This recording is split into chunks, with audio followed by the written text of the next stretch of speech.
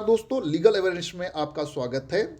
Supreme court ने अपने हाल ही के एक निर्णय में बताया कि किसी पार्टनर के द्वारा कोई प्रॉपर्टी कंट्रीब्यूशन पार्टनरशिप फर्म को किया गया है तो पार्टनरशिप फर्म की का प्रॉपर्टी बन जाता है और उसके उस कानूनी उत्तराधिकार उस पर कोई भी व्यक्तिगत स्वामित्व का दावा नहीं कर सकते। तो सुप्रीम कोर्ट ने Sachin Jaiswal versus messrs hotel Alka Raje के मामले में 27 फरवरी 2025 को यह निर्णय दिया, जिसमें उन्होंने इंडियन पार्टनरशिप एक्ट के सेक्शन 14 के तहत बताया कि साझेदारों द्वारा संपत्ति योगदान के प्रभाव को क्लियर किया है। इसके मुख्य बिंदु ये है कि पहला कि फर्म द्वारा जो स्वामित्व है, तो जब भी कोई पार्टनर कोई भी प्रॉपर्टी पार्टनरशिप फर्म को अगर कंट्रीब्यूट करता है, फर्म को करता है, तो वह जो प्रॉपर्टी है जो फर्म की प्रॉपर्टी बन जाती है और उस पर कोई उसके पार्टनर और उसके कानूनी उत्तराधिकार उस पर कोई भी व्यक्तिगत स्वामित्व का दावा उस पर नहीं कर सकते।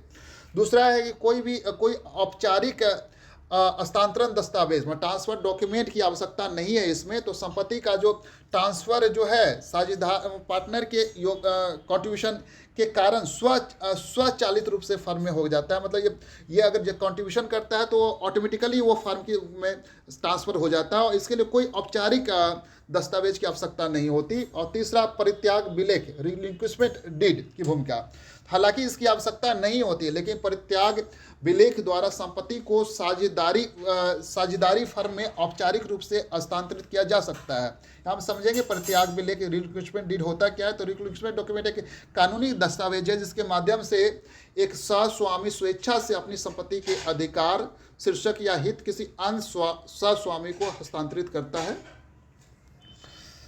चौथा पॉइंट, कानूनी उत्तराधिकारियों के अधिकार। किसी साझेदार की मृत्यु या सेवानिवृत्ति के बाद उसके कानूनी उत्तराधिकारी केवल उसकी हिस्सेदारी के अनुसार लाभ के हकदार होते हैं, लेकिन वे फर्म के किसी विशिष्ट संपत्ति के मालिक नहीं बन सकते। और इस केस को का निर्णय देने के लिए उन्होंने पूर्ववर्ती निर्णयों का रेफरेंस दिया। उसमें बताया न्यायालयों ने अपने निष्कर्ष को मजबूत करने के लिए अंगाकी नारायणप्पा बनाम भास्कर कृष्णप्पा 1966 और मुख्य नियंत्रक राजस्व प्राधिकरण बनाम चिदम्बरम 1970 जैसे मामलों का हवाला दिया। इस निर्णय से यह पुष्टि होती है कि किसी साझेदार द्वारा दी गई संपत्ति फर्म की संपत्ति बन जाती है और कानूनी उत्तराधिकारी उस पर व्यक्तिगत स्वामित्व का दावा नहीं कर सकते। Thank you so much for watching this update.